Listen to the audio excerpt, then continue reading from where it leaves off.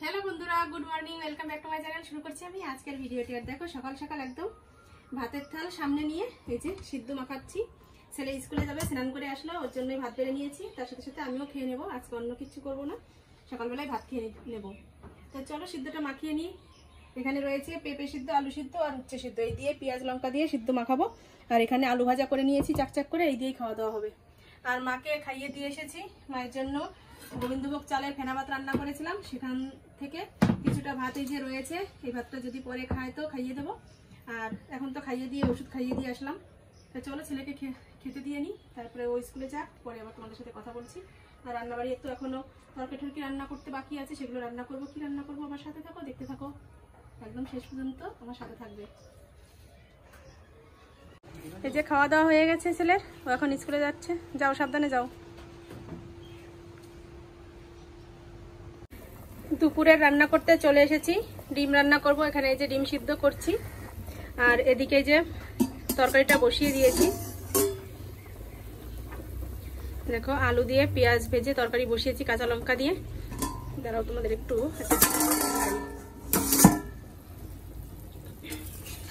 ডিমের তরকারি করছি। আর এই দেখো আলু কেটেছি লম্বাভাবে।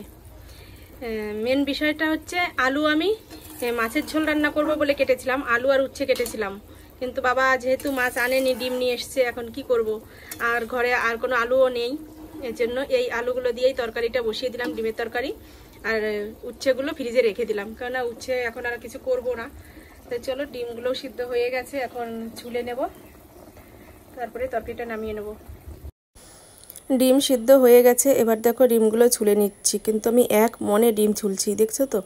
ডিমগুলো না একটু কেমন যেন, সিদ্ধ করেছি অনেকক্ষণ, তবুও যেন ছুলতে গিয়ে খোসাগুলো উঠে উঠে যাচ্ছে, মানে এটাকে ডিম সহ খোসা সহ উঠে আসছে। এখন এই যে কি ডিম বেরিয়েছে, যে আমরা তো আগে জানতাম যে মুরগির পেট থেকে যে ডিম হয় সেগুলোই অরিজিনাল ডিম, আর এখন কি ডিম হয়েছে যে সেগুলো নাকি মেশিনে তৈরি হয়, আর সেই ডিমগুলোই এরকম ছুলতে গেলে অসুবিধা হয়ে যায়।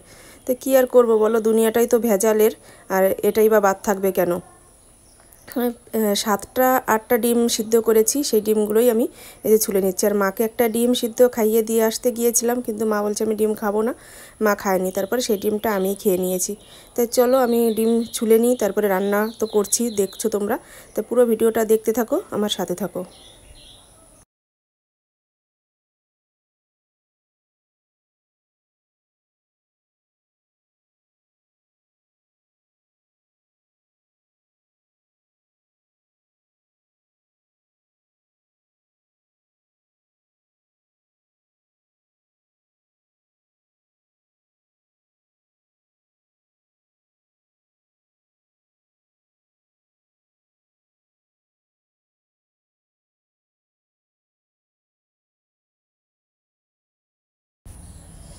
অনেক কষ্ট করে ডিমগুলো সব ছুলে নিলাম। এবার আমি ডিমগুলো ভেজে নেব। এই পাশের তো তরকারিটা হচ্ছে, আর এদিকে ডিমগুলো ভেজে তরকারির মধ্যে দিয়ে দেবো। নুন হলুদ দিয়ে নিচ্ছি। এবার আমি ডিমগুলো ভাজবো।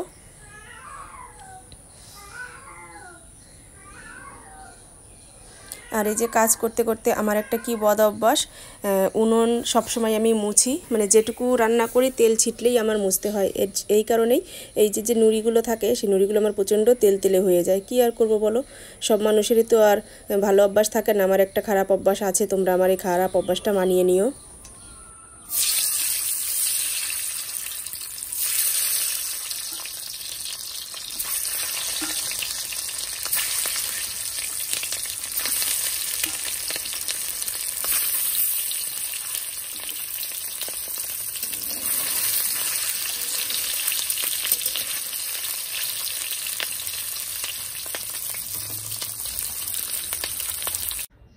ডিমের তরকারি রান্না করা হয়ে গেছে, এই যে নামিয়ে নিয়েছি। দেখো ডিমগুলো তো গা অনেকটা ভাঙা ভাঙা হয়ে গেছে, তোমাদের আগেই বললাম কেমন যেন ডিমগুলো ছিল, মানে খোসা ছাড়াতে গিয়ে তো পুরোটাই খোসার উপরে উঠে চলে এসছে। একই ডিমের ঝোল করলাম, আর উচ্ছেগুলো তো রেখে দিয়েছি, কালকের উচ্ছে ভাজা করেছি, সেগুলো কিছুটা রয়েছে, এর জন্য আর উচ্ছে ভাজা করবো না এখন। আর এই যে ভাত রয়েছে, চলো এগুলো সব ওইখানে দিয়ে আসবো। সন্ধ্যা 7:30 বাজে, এখনো স্নান করতে পারিনি, প্রচুর কাজের চাপ। সামনে যেহেতু পুজো আসছে, এর জন্য কাজের চাপটা বেশি রয়েছে। মালিক বারবার তাড়া দিচ্ছে যে কাজ কমপ্লিট করে দাও, কাজ কমপ্লিট করে দাও। কাজ করছি কিন্তু তবুও যেন কাজ শেষ হচ্ছে না, কেননা সেভাবে তো সময় নিয়ে বসে কাজ করতে পারছি না। একটু করছি, আবার উঠে রান্না করতে যাচ্ছি, আবার উঠে একে মায়ের পেছনে টাইম দিচ্ছি, মাকে স্নান করানো, মাকে খাওয়ানো, ওষুধ খাওয়ানো, এগুলো করতে করতে অনেকটা টাইম লাগে। কেননা এক এক সময় গিয়ে গিয়ে ওষুধ খাওয়াতে হচ্ছে, এক এক সময় গিয়ে তার সামনে বসতে হচ্ছে, দেখতে হচ্ছে। এই জন্য স্নানটা আর করার টাইম পাইনি। আর যেহেতু মানে যে টাইমে আমি স্নান করবো সেই টাইমে কলেও একটু ভিড় থাকে, এর জন্য আর স্নানটাও করা হয়নি। তো যাই হোক, এই যে কাজ করছি, কাজ করবো এখন, করে তারপরে গরম জল করব, করে রাত্রে স্নান করবো। দেখি কটার সময় স্নান করতে পারি। আর তোমরা ভিডিওটা দেখতে থাকো, কেননা দুপুরে খাওয়া দাওয়ার পরে আর তোমাদের সামনে আসতে পারিনি, একটু শুয়েছিলাম, মানে কাজের ফাঁকেও একটুখানি শুয়েছি, কারণ নইলে তো শরীরটাও তো আর চলবে না। আর আজকে মানে অনেকদিন ধরেই চলছে এগুলো, কিন্তু আমি তো তোমাদের সামনে কিছুই বলিনি, কিছুই শেয়ার করিনি। এই যে মৌমিতাকে নিয়ে যেসব কথাগুলো হচ্ছে, কোনো কিছুই আমি বলিনি। তবে যখনই মোবাইল খুলছি না, মোবাইল খুললে শুধু ওর যে ভিডিওগুলো মানুষ ছাড়ছে বা ওকে নিয়ে যে খবরগুলো হচ্ছে সেগুলোই দেখছি। মনটা ভীষণ খারাপ হয়ে যাচ্ছে যে আমরা কোন দেশে বাস করি।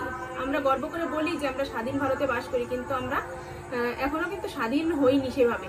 হয়তো পোশাক আশাকের দিক দিয়ে কিছুটা স্বাধীনতা পেয়েছি আমরা, সেভাবে কিন্তু মেয়ে মানুষ হিসেবে রাস্তাঘাটে চলার দিক থেকে এখনো আমরা স্বাধীনতা পাইনি বা স্বাধীনভাবে আমরা চলতে পারি না। এখনো কিন্তু মানে খারাপ মানুষদের চোখে কুদৃষ্টিতে আমাদের দিকে তাকায়, সেগুলো কিন্তু আমরা এখনো ফেস করি। তো যাই হোক, আমাদের জীবনটা যেভাবেই কেটে গেছে, কিন্তু ভবিষ্যতে সামনে প্রজন্ম যেগুলো রয়েছে তারা যেন আমাদের মতো এরকম এই খারাপ দিনগুলো ফেস করতে না হয়, এটাই আমরা বলবো। আমরা এই প্রতিবাদ করতে চাই, প্রতিবাদ চালিয়ে যেতে চাই। আর যারা এরকম মানে খারাপ ব্যবহারগুলো করেছে মৌমিতার সাথে, তাদের যেন উপযুক্ত শাস্তি হয়, এটাই বলবো। কেননা সবাই বলছে, কিন্তু আমি এখনো কিছু বলিনি। আমি চাইছি যে সবাই বলছে তো আর আমি আর কি বলবো, কিন্তু ভিডিও দেখে না আর চুপ থাকা যাচ্ছে না। মনে হচ্ছে যেন হ্যাঁ সত্যিই যেন ওদের শাস্তি হওয়া উচিত। শুধু ওদের শাস্তি হলেই হবে না, প্রতিটা পুরুষ মানুষ যেন মানে মনে রাখে সবসময় সারা জীবন যে কোনো মেয়ে মানুষকে এভাবে অপমান করা বা এভাবে তাদের সাথে এরকম ব্যবহার করা আমাদের ঠিক নয়। এটা যেন সবসময় তাদের মাথায় থাকে, এটাই বলবো। তাই চলো কাজগুলো করে স্নান দেখি কখন করতে পারি করবো। স্নান করে পাশে একটা কাকা বাড়িতে নিমন্ত্রণ রয়েছে, সেখানে যাব। দেখতে থাকো ভিডিওটা লাস্ট পর্যন্ত। তাই চলো আর বেশি কথা বলবো না, কাজগুলো শেষ করি।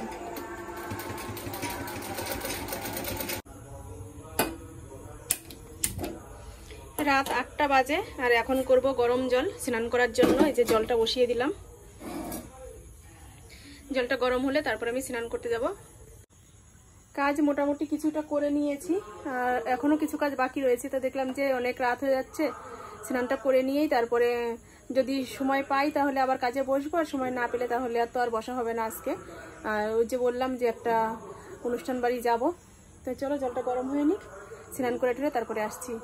এইমাত্র স্নান করে আসলাম, এই যে চুড়িদার পরে রেডি হয়ে নিয়েছি, এখন যাব ওই অনুষ্ঠান বাড়িতে। অনেকটাই দেরি হয়ে গেল, দেখো প্রায় 15টা বাজে। তো চলো বেরিয়ে পড়ি।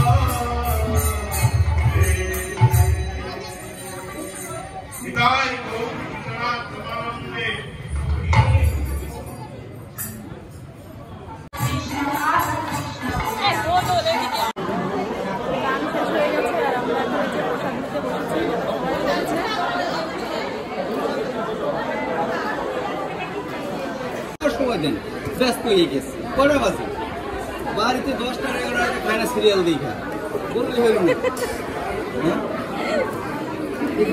বাড়িতে চলে এসেছি, আর এই যে এখন রাত্রের ওষুধ খাওয়াতে হবে মাকে। মা শুয়ে রয়েছে, মাকে এখন ওষুধ খাইয়ে দেবো।